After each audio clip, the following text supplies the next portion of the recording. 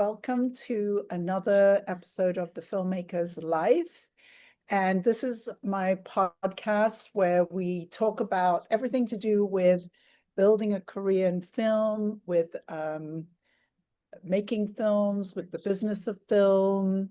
And today I'm going to be introducing you to filmmaker Dudley Alexis. And Dudley, I just want to show you what my background is.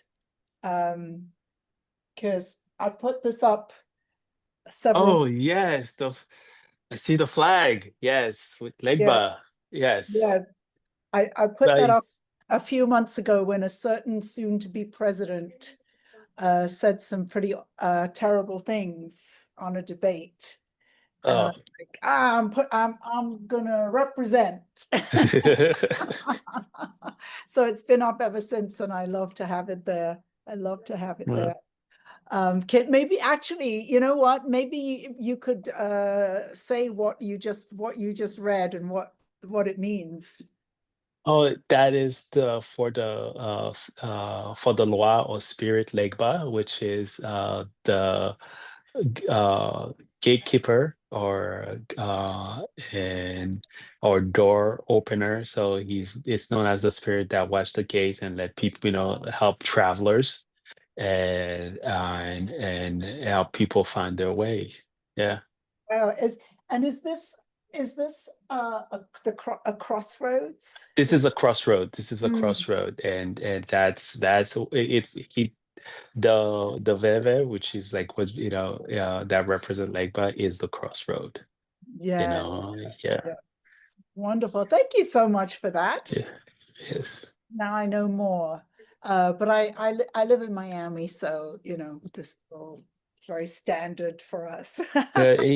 He's one of the most like because dealing with travelers and uh um being like the gate to different realms and stuff. He's one of the most revered spirits and represented in voodoo and yeah, that's but I'm gonna say every single time Hollywood represented, it's completely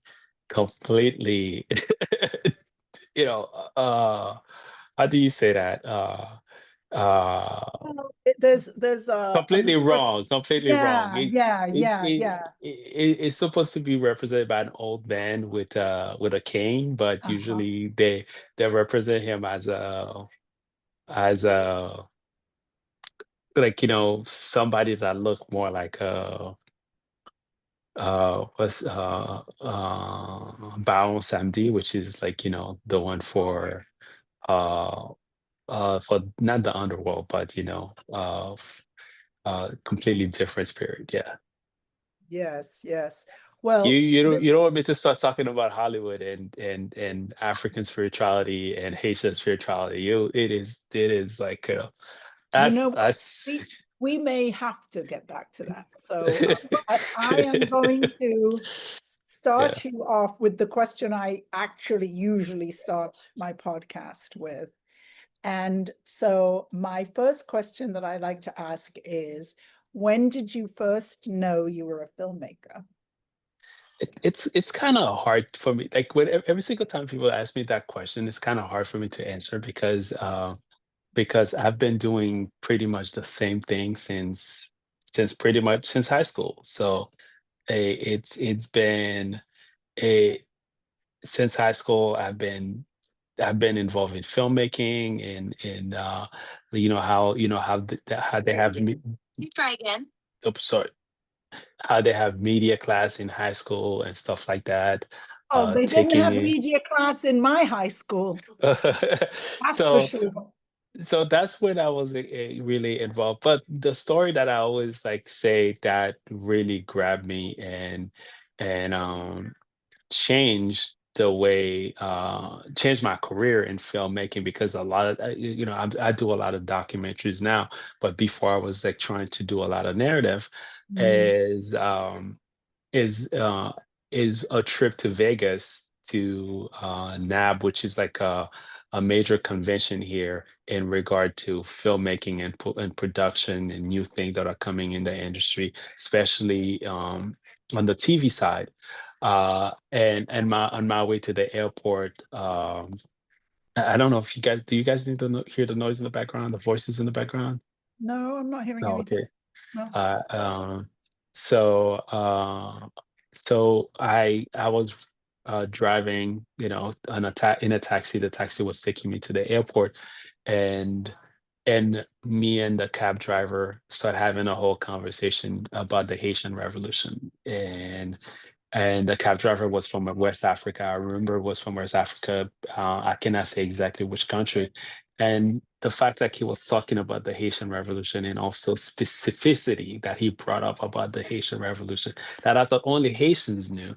And Wow, he brought that and brought he tears to my eyes. That really brought tears to my eyes. and he brought up, like, soup jumeau, which is a soup that we celebrate Independence Day with. And I was like, you know what? I'm gonna do a documentary about that. And that was my first feature-length documentary. And pretty much that changed my career. And I've been doing feature documentary ever since. And I'm currently working on my fifth feature length Well, you documentary right just now. raced all the way past. I mean, I got to finish the interview now. It's over. Yeah. We're done. We got to your fifth film. I want to go back to high school, though, Dudley. Do you remember when they had media classes? Because, as I said, they certainly didn't have media classes when I went to high school.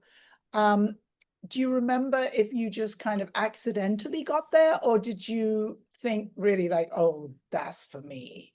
Which was It, at the time in my school, they have the media classes, and they also had the multimedia class, which is, I did a lot of where you study. It was called commercial art, where you study advertising, TV, right? and VFX, and all of that. So I was in that class, kind of studying media in general and studying, film, how to. It's just because I was not only I was really it was an escape for me, because at the time, Ah, because I fit in, like, all my friends at the time right. in high school were into that. So Uh, I find myself hanging out with all the kids that were the into arts film, into kids, into arts, and all the arts and kids. all the art kids. I found myself comfortable in being there. So Yes, in many ways, that that's what really that's where I felt find myself comfortable in high school. yes. And after I graduated high school, I said, I'm gonna study and stay where I'm really comfortable. It's so interesting you're saying that because I've asked this question now to a lot of filmmakers, and I don't think I've had anyone answer the way you did. But I remember for myself, and I was much older than high school. I was here in America in a graduate program for English literature. And I remember the distinct experience of thinking, oh my God, these are not my people. I remember that. I remember thinking, these are not my people. And I was very happy on my academic trajectory. I was going to be a professor. I was going to be a professor of English. And I remember, I think it was at an event or something. And I just looked around and I was like, it's like, Uh, I'm in the wrong room. I feel that's the thing, being comfortable. Yes. Like, I Yeah. I love film in general, and I'm comfortable talking about film. I'm comfortable being around people that talks about film. Uh, Yes. I don't feel when I'm talking about film, I don't feel bored. I can talk Right. about, I can talk about one shot for like uh for like 5 days, yeah, and about from how important the shot was for the story, to you know uh why the director went that way. And if it was a different director, I can talk up forever about those things. Yes. And if you're next to somebody that's not into film, you're talking about that, you'll be the most boring person they're That's talking right. to. So That's so right. so that's why, like, it's comfortable to be around people that talks about Yeah. film, the same nerdy Yes. things, the same, Yes.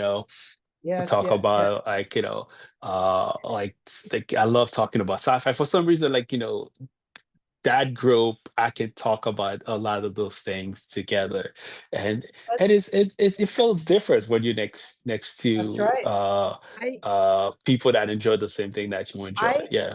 had already had my first career was to be an English teacher, academic professor. My second career was to be a fundraiser, and I thought, oh, now I found my people, right? I'm a fundraiser. I found my people. But at the time, I had two resumes. So I had a fundraising resume and a filmmaking resume. And and people would say, well, why are you doing that film stuff? That's a waste of time, you know? And I was like, well, you know, but I like it. And it took me until, you know, I don't know, 9 years ago, whatever, to finally say, oh, this is me, and this is, and the question that was asked of me that really clarified it for me was, if you could only read, write, talk about one thing for the rest of your life, what would it be? And I said, filmmaking. I mean, without a hesitation, filmmaking. Yeah. So It you're the first person who's ever spoken like I feel, which is, filmmakers are my favorite people. That's who I want to hang out with. I hang out with filmmakers. and you know, another interesting thing, people like in filmmaking, a lot of people, I like to say that I love also, it's such a group and team effort, Yes. and and and the type of characters you meet in filmmaking, like you will meet every single different type of people trying to get to the same goal, and and and there's nothing more interesting than being on a set and to everybody interacting with each other. It is different. It is different from all the how do I say that? Like from a lot of other um type of career where you by yourself. Film, there's no such thing, you're doing stuff by yourself. It's a group Right. effort. Everybody is there, and everybody, and you have to know how to deal with people, and that's another interesting thing. It's like Oh, such yeah. people, you know, and when you're looking at a credit, and and and that's why a lot of time when you're hearing, you know, people, you know, stories about people, filmmakers, you know, making film, you know, it's always, there's always the conflict people deal with. There's always, and I felt like um, the conflict, people meet with each other, they become great friends at the same time, and you get to know people in sometimes in intimate ways, and because they spend you spend long time together, you deal you deal with stories, you deal with people translating stories in ways that, you know, the way you probably translate a script is not the way the other person would translate it, and you get to know people in a certain way. I love all of that, and the fact that it's such a group and community Yes. and And aspect of film. it's also not just any old group, because you could have Yeah. a group and you could have a picnic, right? But Yeah. it's a group of people who come together to create, and for everybody to be creative at the same time. Yes. So it's like Yeah. you get together and everyone's going to be creative, and then they're going to go home and stop being creative for a minute. Yeah. But you know, it's a group that comes together for the purpose of creation, right? Yeah. So Um, so yeah. true, and telling a really really great story. You know, sometimes, you know, I finish watching a film and I'll walk out, and I'll be thinking about who was the set designer, who was the art director. And I'm talking about the director of the film. When you walk in and you look at the set, it's like you're like, who did this? You know, and talking about the different type of creativity that's in a film, it's like, who did the wardrobe? It's such, you know, the wardrobe just take the film to another level. Who did you know, besides the camera, you know, who did I'll sometimes I look at a film, all I'm looking at is the set about who designed that set, because that's such part of of a of a character, of a film, of an environment, and of dragging you in, and I think the different type of creativity that's a part of filmmaking. A lot of time people don't realize all of those come together. All of those actually, they're all within the frame. And you have to pay respects to every single one of them, from the director to the producers to the editors to the set designers to the directors to wardrobe directors. All of those, you know in a film, make it great. All Yeah, those are and key. everybody is bringing such different talents. I Yeah. was I was talking the other day, one of my clients is a professional costume designer, and she just worked on big film, Scream 13 or something, Scream something, Scream Yeah. 7, I don't know, but Scream something, a big film, and she just produced her first short film, but it's a period piece, right? And it has period costumes and period cars. It's about the early days of NASCAR. So, and I said, well, your skill as a costume designer is radically up-leveling your film. And she was like, oh, I hadn't thought of that. And I was like, what? Yeah, yeah. It is. All of those are extremely important. Extremely important. If you see a character walk in, Uh-huh. and the wardrobe will tell you everything you need to know about the character. You Uh-huh. know, where the character's from, what's the character's like ambition, what the goal. It's not Yes. like, Yes. all of those, tell you so much about the character. And having it when in and the thing is, like, a lot of time in the script, those are not stuff that are written down. It's like, you need the wardrobe person to read a little bit about the character, get a sense of the character to say, oh, this is how I think that character will probably dress. A lot of those things are not written down. A lot of those things um, are not described completely for, within the script. You need the direction of, like, of, like, the art director, the wardrobe, and all of those to bring all of that together, within a film.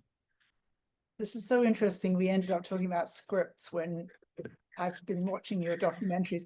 Anyway, Yes. so when you took these media classes in high school, was that in Haiti? Was it in the US? Where were you at that age? Well, I mean, at that age, like, I did all my high school here. I moved here In when, the US. for high school in the U.S., so that was here. Uh, But I can say, my passion for film in many ways, like, started before, in Haiti. And uh-huh. I can remember, like, some of the first film I saw that in Haiti, that, not Asian film, but in Haiti, watching, either American film, French film, or German film, because in Haiti you get to watch, like, film pretty much from everywhere else. Yeah, Um, and as a kid, film always been the escape for me. yeah, me too. Yeah, From the first film that make you cry, from the first film, like, from the first film, like, there's the moment, like, in filmmaking, like, you really like, wow, like, see film differently, and there are film that does that for you, and yeah, and I came here, and in high school, and then continue, you know, watching and always exploring film.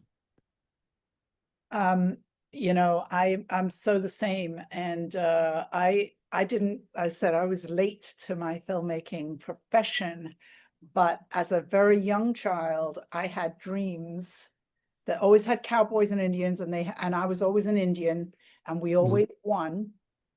And at the end of my dream, it would say, "The end." So I think it was trying to tell me something when I was about 5. So Yeah. did you go to college and study film? Did you go straight through? Was your trajectory a straight line? N- n- uh, right after college, I went to college at the Art Institute in Miami, which is no longer there. Really? Yeah, The one they closed downtown down. Don't downtown. Don't downtown. is closed down? It's closed down recently. Nobody tells me anything. Uh, Oh yeah, my gosh. and from there I went to advertising. So I work in advertising for a minute, and from advertising I work with Miccosukee Tribe of Indians in producing mostly as an editor, but post production producer, producing TV show with that's cover a lot of stuff around Miami and also the Miccosukee Tribe of Indians. So And you yeah, can't just walk past that. How do you end up working with the Miccosukee tribe? That's astounding, what happened is I went to the Art Institute, right? and at the time, uh, my friend Houston Cypress also went to the Art Institute, and my friend also Daphne Cayo, which is, they were both filmmakers that I met at the Art Institute, and they started producing the show, and they were looking for an editor. That's another way how I end up in film a lot is I end up being everyone's editor while I was while I was in college. Everybody wants something edited, they come to me because I don't mind, and I pretty much started as an editor. Everybody wanted the movie edited, they came to me. So they were Funny, looking for I was everyone's cameraman. When I you know, started studying film, I was and I didn't really see it until after a while. I'm like, wait, I'm the only woman in this class, and I shoot everything. And they would be like, gosh, oh yeah, so I'm shooting my film this weekend, so I'm gonna need you there. You know? just you find yourself like in that role without even knowing it. Yeah, yeah. And I was editing for everyone, and they called me and they say, hey, do I want to come as an editor for them? And I start editing for them, Um, and that's how I end up working there, but and slowly still, as the two filmmakers you mentioned, Euston Cypress and Daphne Caro, were they Miccosukee? I mean, Yusa Cypress is Miccosukee, and Daphne Kayo, oh, but Daphne Kayo is not, no. oh, right, right, right, And I end up, and Houston Cypress became a really good friend of mine, right. really, really good friend. And over that we ended up producing a lot of shows and produce a lot of work together. Yeah. Really? So that's Yeah. fabulous. I just, when I've lived in Miami a long time and I went away, then I came back, and I feel as though the Miccosukees are kind of over there. Like it feels like a very distant culture. So it's just very exciting for me. When I lived in Montana, I got instantly involved in Native American ceremony and different things like that. But here in Miami, it feels far away. So it's really nice to hear these stories about all of you working together. Yeah. Yeah. Yeah. In Miami, they're really I don't you know I don't think I don't know if it's because I know people from like, but they're really involved in the community, especially when it comes to dealing with issues that one thing I can say about both the Makers again the Seminole in South Florida, they fight for issues that deal with a lot with especially the environment in Yeah. Florida that nobody knows they're actually fighting for in the background, especially when it comes to water, like Yes. like a lot of time, like I tell people in Miami they should thank the Seminoles and the Miccosukees every day for the fact we have clean water in Florida, because if it wasn't for them constantly fighting for it would have been in South Florida, all water would have been uh really uh it would not be as healthy and as drinkable. So yeah. Right. Oh, that's great. Yeah. What's one thing that you learned about Miccosukee culture that was different or something you remember? Well, what the the resilience of the culture, and also how much of a fighter they're fighters. Mm, And I love that, and I appreciate that, that I've learned about them, and also working with them, and they're really open, and they're extremely resilient, and they're fighters. And yeah, right. yeah, There's a connection there. yeah. So when did you come to make your first feature film? And was your first feature film a documentary? Yes, my first feature film was a documentary called Liberty in the Soup, which explored the Haitian Revolution, and how we celebrate Independence Day. And uh, that, you know, it was one of the first work I've done, really self-funded, and trying to get it out, try to get it out there, and telling the story of a soup, telling the Haitian Revolution to a soup, which is what was was kind of new. A lot of people did not expect it. One thing that's interesting about the documentary, I ended up showing the documentary for a delegation in UNESCO a couple of Mm, years ago, and because then inducted the soup as an intangible cultural heritage. I'm trying to, right, right, right, right, right. with UNESCO. So and It's the soup, the pumpkin soup that you yes, had. yeah. Okay, because I associate that with New Year. That's the thing. Like New Year's is our Ah, Independence Day. I Is our see. Oh, independent. Yeah, New Year's out is our Independence Day, mm. and every, like, that's one of the reason every New Year you see it, and people share it, Oh yeah, no, yeah. I remember when I lived in Miami before I went away, a Haitian friend inviting me for New Year's Day and the whole thing about the soup. It was amazing. The whole iconography of the soup. It was fabulous. I will never forget it. It's and the fact, like, the soap today become that symbol of freedom, of independence. So it's like, the fact also, whichever place Haitians end up, the soap travel with us. Right. So yeah. That's right. It's Yeah. interesting because I'm half Trinidadian, and in Trinidad, our soup, which is we don't think of it as independent, but it's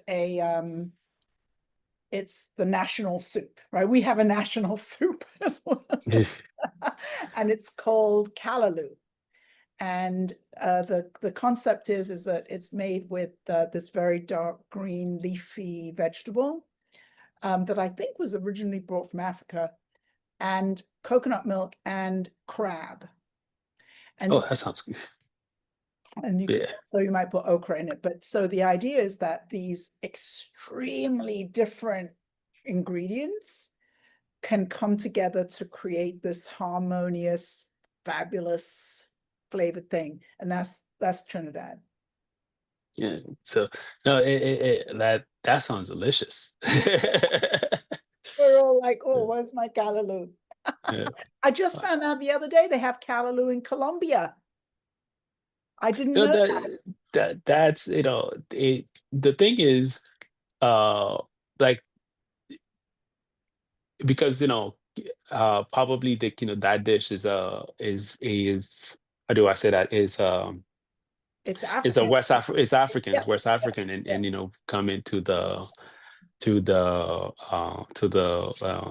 transatlantic slave trade, and yeah, end up in Colombia, in which Colombia has, like, yeah, yeah, as yeah. a I happened to read about an episode of a show about African diaspora cuisine, and they happened to do this show in oh, Colombia. And I they read about callaloo. I'm like, callaloo in Colombia? uh oh my God, I forgot the title of that documentary series on Netflix. I did a really great job. Something on the hug. Oh my God. I forgot, I don't know how I forgot the title. It was like a great documentary series about um the connection of food from Africa to the in the US and and oh, it was a great a great series. My God. I'm going to have to Okay. find now. I'm going to have to Yeah. get my Netflix subscription back. And it'll be your fault. It's a great series. It's a great series. Yeah, yeah, yeah. Um, so you made your first documentary about soup, and that was a very interesting story about showing it to UNESCO and that having that impact with even with your first film. Um, have you um, have you really got into the marketing side of film, or or the impact campaign side of documentary, or are you more focused on the filmmaking? What would you say? Right now I'm more focused on the filmmaking Okay. and I'm trying to get more into the marketing side and actually I because I've been able like a lot of my films have been extremely educational and once they get out there like one thing I've seen and because they're educational universities they find like longevity in universities and and and schools and I tend to they tend to screen it a lot and also I tend to do speaking engagement regarding some of the subject around these projects and Right. also my projects sometimes recent like a lot of my projects deal with subject or difficult and sometimes I feel like it's hard to market even like because those are stories like a lot of time people in marketing people do not know how to really um market that story that those particular stories and if you tell somebody hey I'm making a film about like how soup become really important for Haitian revolution. It's kind of people like really like soup because those are the reaction that I had, and I remember the documentary got accepted to a bunch of festivals and uh I have salespeople that say I don't know how to market that I don't know how to sell it so I decided to by myself do university tour and Fantastic. slowly the project really um really was the how do I say that people actually um become familiar with the project professors after professors say, "Hey, check out this project here, this project there," and that's what I recommend because I do mostly I do a lot of documentaries that are educational, so I've learned those college tours and do the connecting with uh, college professors that the actual the college professors, the actual department in those universities that deal with that can help you promote your project. Well, actually, so which departments are interested in a film about how important soup is to the Haitian Revolution? Well, I was able to African diaspora studies. I was able Uh, to and also I've connected with uh, uh, school that have culinary studies, oh, and and also I've connected with not just schools and program that deal with those type of subject, and also I have connected with anthropology department in different ah, right, and because the documentary kind of deal with all of that right. and you find out um people people different classes and different people that are doing different studies and I've had email that will come out of the blue. It's like somebody that's doing a thesis like send me an email and say hey I would like to talk to you and I was like okay no problem and because people are recommending the work and recommending the documentary, and and I find it like, because everybody, knowing how people think of the industry, they mostly think of Hollywood and big, production and big distribution. I've learned to actually think of like, how I'm gonna sell it to universities and actually have a longevity over time with the Right. project. Yeah. Fantastic. So what did you move on to for your second feature? My second feature was the story of Arthur Lee McDuffie, which Miamians know. Miamians Miami know. Miamians know, and which was a story that explored his life. He was like, he was not born in Miami, moved to Miami with his family.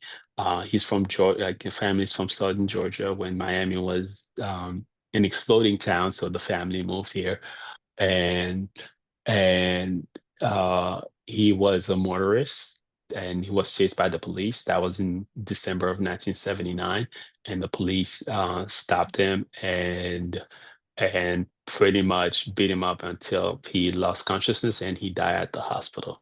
And and the the pretty much the documentary also explored his relationship with Miami and Miami's relationship with race and the Black population here, which hasn't been, let's just say, has never been great. I don't think it's great now.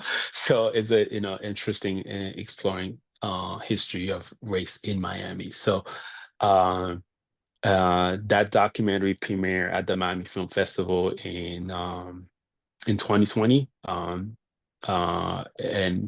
And right before the documentary, I think, premiered 2 days before the festival actually was shut down for COVID. Yeah, yeah. Oh my goodness. Wow. Yeah, that's it's funny because I thought that I remembered the death of Arthur McDuffie, right? Yes. Duffy, but I wasn't here in 79. I arrived in 84. But uh the year that I arrived in Miami, um London and Bristol, there was actually a saying that we would say as we were marching was London, no, Bristol, Brixton, Coventry next. And so we were marching against the race violence. And then there were riots in England. And then it happened to be at that time that I left and I came to Miami, and I was living in a dorm at the University of Miami. And across the street in Coconut Grove, across US 1, they were having riots in Coconut Grove. And so I must have just heard the name Arthur McDuffie a lot. And I misremembered and thought that it happened while I was here, but I arrived in 84. And my experience, that initial experience of race in Miami, having come from riots in London to riots in Miami, was that in Miami, the police could block off 2 roads and contain the riot. And I was like, that's a very interesting experience of that we never had in England. We never You, had you that. know, the the interesting thing about like when you came in, like, that around the same years there was like multiple riot that was happening, because there was I cannot remember the exact date, but I know like a few years later there was some another similar incident in Miami, and right after that, I think not right around the 90s there was another similar incident. So Miami, Miami have because Miami was one thing that's interesting that I've uh in doing my project about Arthur Lee McDuffie and exploring race in Miami is Miami, like in the South, after Yes, when segregation started, they had right. to retrofit the city to fit segregation. Miami Wow. was built with segregation in mind. Uh-huh. So Miami, unlike a lot of other city, like segregation is like that's one of the most interesting thing about Miami. It was built with segregation in mind, and it was built where I think both where Brico and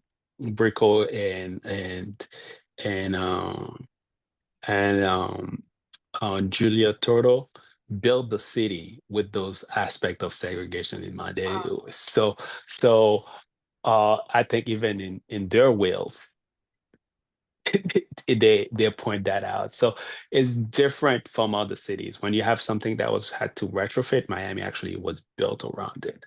Right. Um, Right. and you see it in the legacy of the city today, and how a lot of stuff is addressed in the city. Yeah. Yeah. Mm. Where do you live now, Dudley? I live in North Miami now. I live in Okay. North Miami, I live in and North Miami. We're yes, neighbors.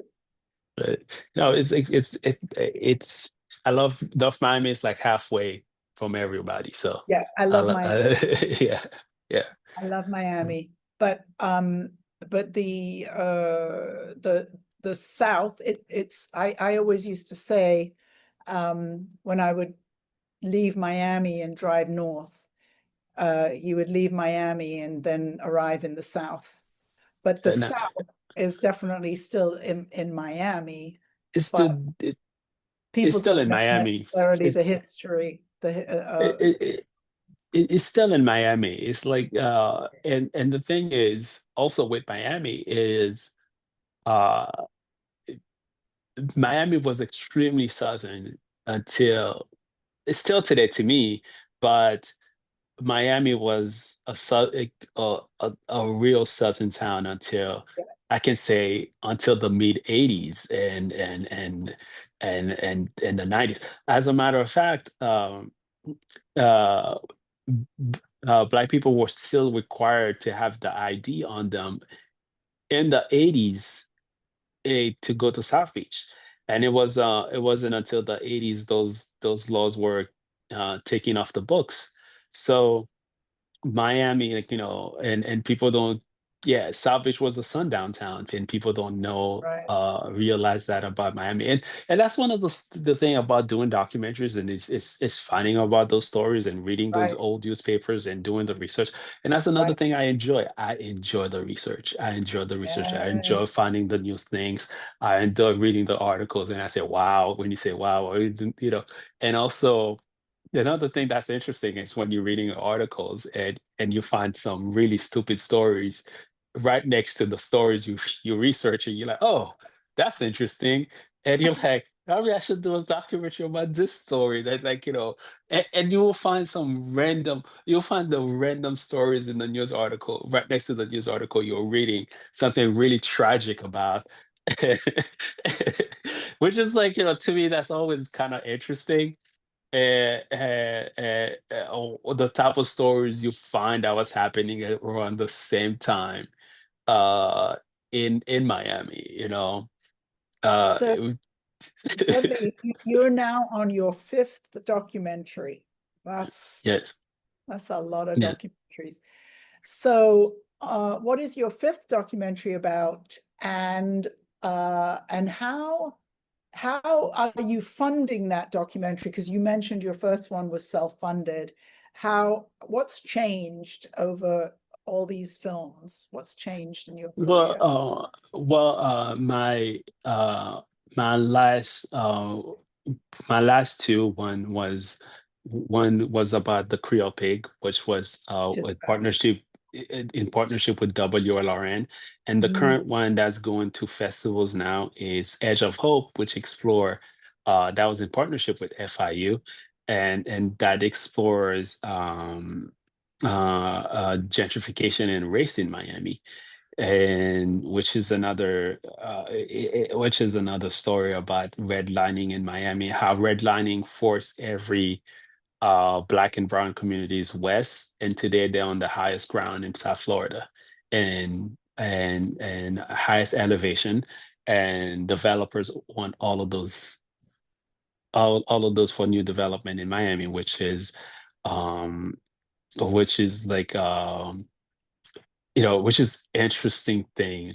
To me, is the most interesting thing about Miami. You find out Little Haiti, Opaloka, and Overtown are the highest elevation, which is like some of the most historic Black and brown neighborhood in Miami. So That's and the kind of development. sweet revenge. But the thing is, now those neighborhoods are being Yeah. people are being kicked out, they're being gentrified, and you see big developments are happening in those neighborhoods, and the way um those neighborhood and people are being forced out in those neighborhood are kind of heartbroken to talk about, Yeah. uh but you were asking about my fifth documentary, which a lot of it is self-funded right now, and with a few grants here and there, it's that's a production that I wanted to have as much control over, and like my previous work, and it's a documentary that deal with Haitian refugees in Guantanamo. Uh, and I'm raising money for. And with the Southern Documentary Fund, that's actually helping me Oh, excellent. raise the money and help me set up crowdfunding a Great. crowdfunding link. If you know so In the this chat, doc. if you have it already, if you already have the link, put it in the chat Oh, let me so see. everyone will see it. Yeah, I was a judge once for the Southern Documentary Fund. That was really fun years ago. I did that. Um, but yeah, we are in the South, even though, it doesn't, We are. Let me see if I can, yeah, if you find it, put it in the chat and we'll add it when we put it, our podcast up on YouTube, we'll add it so people can see it.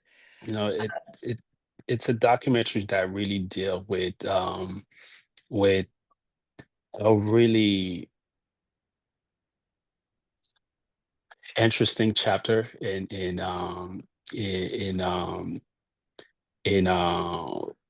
in both in immigration and also US and Haitian history, and how it intersect, and it's actually become a story that's extremely relevant today, with everything Oh, that's yeah. happening with immigration and reopening of Guantanamo as Yep. a by what's his name. Yeah. What's his name? Those people. Yeah. Yeah. So That's really interesting. I didn't know about Haitian immigrants in Guantanamo, so that's a story I don't know about. I just want to see if anyone has a question for Dudley. That would be awesome. I would love to say hi to Dudley. Hey. Hey, hi Dudley. My name's uh, Tatiana Bacchus. I'm not in any place like this, but I'm in Philadelphia area. Haitian American. So thank you for Haitian American filmmaker. Haitian American filmmaker. I was just on your IG. Um, so first, thank you for, all the work that you're doing to preserve our culture, amplify our culture. I had heard about Subjumu. I was telling everybody it was a UNESCO treasure. I did not realize that you were the one that helped make that happen. So thank you, thank you, thank you. And I happen to be working on a documentary about uh, Ulrich Jean-Pierre. I don't even need to say anymore. yes, I saw a yes. picture of you and Ulrich at his studio. So yeah. Oh my God! Oh my God! Oh He my. I was doing the documentary about about the Creole Pig, and he has that one pig one depiction of the ceremony of Wakaima that I Yes. needed to be there. So, and that's why I was there. And he was talking about you, about the documentary you guys are doing. Yes, yes. Yeah, Yeah. so I mean, usually I have to say, oh, I'm Wow. doing this documentary about this Haitian master painter, but you know exactly who I'm talking about. Yeah. Yeah, I mean, and it's so more than a question, it's just been inspiring hearing you talk about kind of your journey and how you have to explain to people like what Soup Jamour is, why it's tied to liberty, you know, and our film, you know, part of that what was very interesting to Ulrich, and there was a whole exhibit is the ties that bind, how Haiti Yeah. and the US are so connected. And so, you know, I was talking the other day with Joanne and a bunch of people, and I was saying, like, I have just realized that I need to find the people that understand the value of the work that's being done, as opposed to trying to educate people because waste so much time educating people about what is Haiti, where is Haiti. I mean, the film will do that, but in terms of connecting with funders, I mean, It, what? So, if I had a question for you, if you could do it all over again, I mean, you are doing it with your fifth documentary. Um, what's one thing you wish you had known? uh, oh, wow. Wow. That's a good question. Like, it's like the thing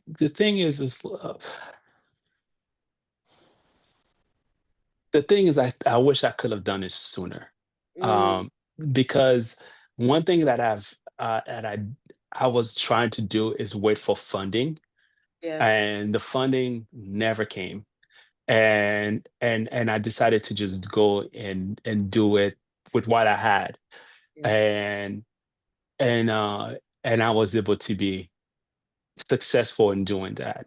And I wish that I've done that sooner and never waited for the grant, never waited for the funding, never waited for people to say, oh, just do it. That's what I've wished that I've done sooner. And sometime I tell filmmakers, uh, a lot of time people that are funding stuff, they don't understand what you're talking about. Do not wait for them to try to understand you.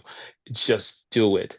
yeah, Um, and one thing, a lot of people that's been able to support me are people that already understand what I'm doing, and I cannot force people a lot of time to understand, and talk about some of the subject that for example, I did the Creole Pig when I was doing this documentary.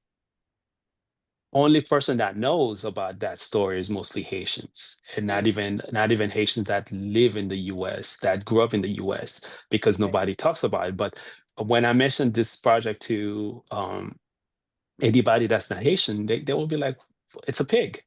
And not knowing, like, the all the impact that pig had, like, in Haiti, how it changed Haiti. Sometimes I tell people you should talk about Haiti before, there's eras of Haiti, and the before the pig was lost, and after the pig was lost. It's an era of speaking about Haiti, and and um and I cannot explain those things to a funder that never heard about it, yeah, you know and the funders, like, a lot of time you have to frame the story within what the grant is asking for, and what and sometimes you don't even know how to do it. What I would say, Dudley, though, is that you mentioned that you're doing a crowdfunding campaign now and about the Southern Documentary Fund. So I would say that I start all my clients with a crowdfunding campaign. If there's nothing else available, we always start with a crowdfunding campaign. And then when there are things available, like Tatiana, getting grants, foundations, different things, but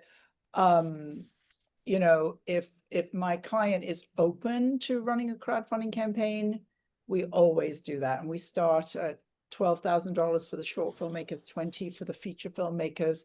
I've had people raise as much as $67,000. So something between $12,000 and $67,000, but it's a great way to start. It's a great way to get a film going. It's a great way to start talking about a film, and so, you know, I would have brought you to the crowdfunding a lot faster. that Thank is you. that is like, you know, something. Yeah, I'm learning, like, you know, with sudden documentary fund. I'm happy I'm doing that now. Yeah. Yeah, fantastic, fantastic. With this latest documentary, over the years, have you been able to get funding from Miami-Dade Cultural Affairs? No, I've never been able to No. get get funding from them. No, Okay. no. Okay. Like, you know, I think I applied this year. I'm waiting to see if I get funding from them, but Okay. no, no, Good. no, no. No, Yes. cross my fingers. Yes. Yes. Yes. Yeah. Yes.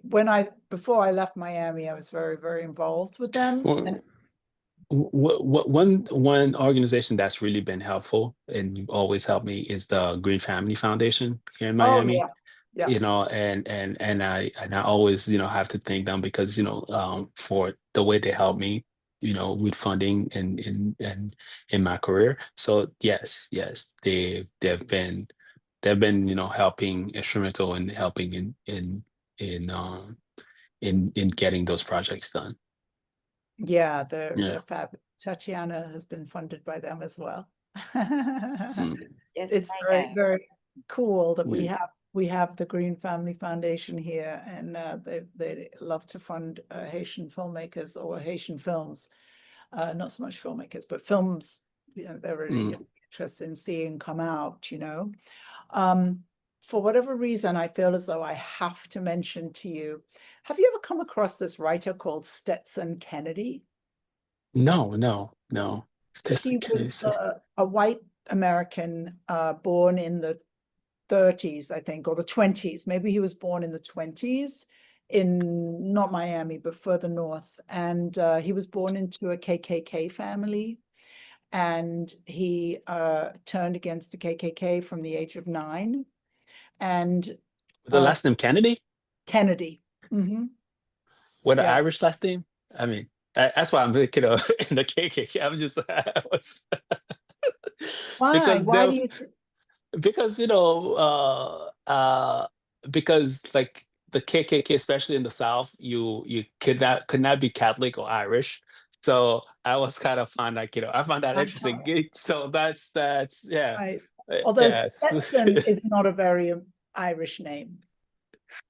uh, Anyway, oh, he spent his entire life until in his 90s fighting the KKK, and he wrote a lot of books. Well, one of those books has all these stories about Miami in the 30s and 40s and the KKK and bombings here in black housing developments that I've only ever read about in Stetson Kennedy's books. So for some reason, I just was like, I got to tell Dudley about Stetson Kennedy. now I'm putting a note to look Yes, into yes, that. you will enjoy researching and learning. But yeah, he was in Miami at a certain point in his life fighting the KKK, and he has just amazing stories about things he did to foil them. And one of the big lessons I learned from Stetson Kennedy is he said that kind of people, the fascists. It's very important to laugh at them because it's the thing they cannot stand. They cannot Yeah. stand being laughed at, you know. They like to feel big. They like to Yeah. feel really big, yeah, powerful, and they like to be bullies, and but making fun of them is really helpful. Well, Dudley, this was an absolute pleasure. How cool to find out you're my neighbor. I just saw Tatiana recently in North Miami. We got to hang out in North Miami very recently. Next time, I think all of us should hang out together. Next That's time. right. Yes. That's a good idea. But Tatiana's Hello. thinking about never coming back because of the lizards. I still have scabs from mosquitoes. I have questions, Dudley. I have lots of questions. Dudley, I have a Yes. question. I told her we can my- find some mosquito-free places. Oh, sorry. Did somebody say they had a question? Yeah, I have a question. Oh, I'm sorry. Go ahead. Go ahead. Sorry. My name is Jamal. And this is an interesting thing. My wife is Dominican. Ah, So are you ever going to do a documentary dealing with the history between the Haitians and the Dominicans and President Trujillo, that whole situation? That right now is not something that I'm interested in. Talking about the relationship between, not because I don't want to do the project, is because to me this is that will probably take me, like I feel like I've done. I literally told that to myself, like the one after the Gitmo, that's gonna be a little bit of break for me. Do stuff that are much lighter until I go back and grab a really tough subject again.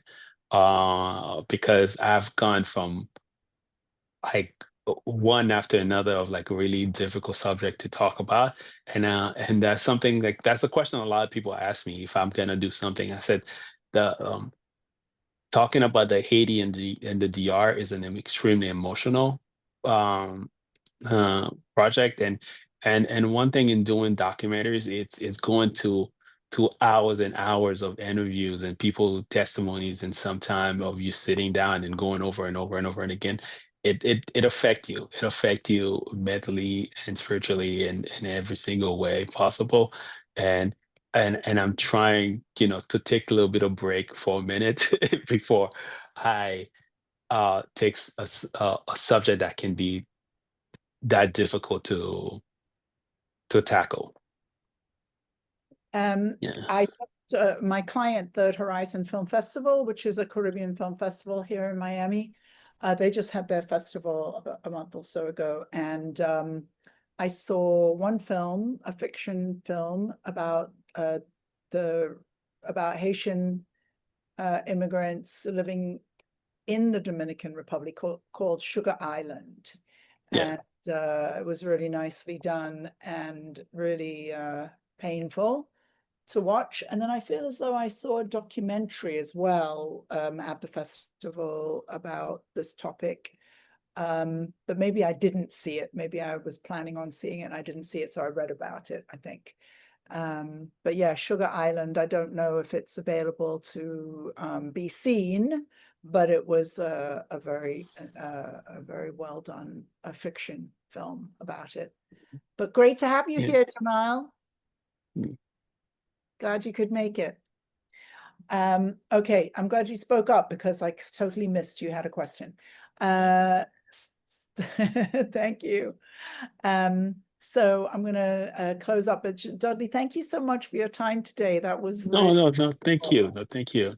Thank you. really wonderful. And we post this on this whole interview on our YouTube channel.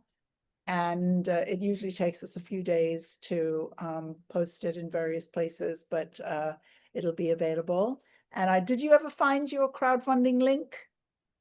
I found it, but I couldn't share it in the chat. They say chat disabled. Oh, okay. Let Oh, me see. okay.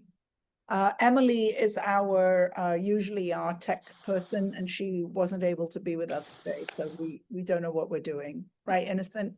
We we just You guys kind are of doing great. Lots of links. I saved the chat, and I just wanted to let you know that I think the series Dudley was talking about earlier was High on the Hog. High on the Hog. I got you guys. Yeah. Oh man, I love that series. I really enjoyed it, and I don't know, like all I remember is hug. I don't know, I Oh, could yes. Yes.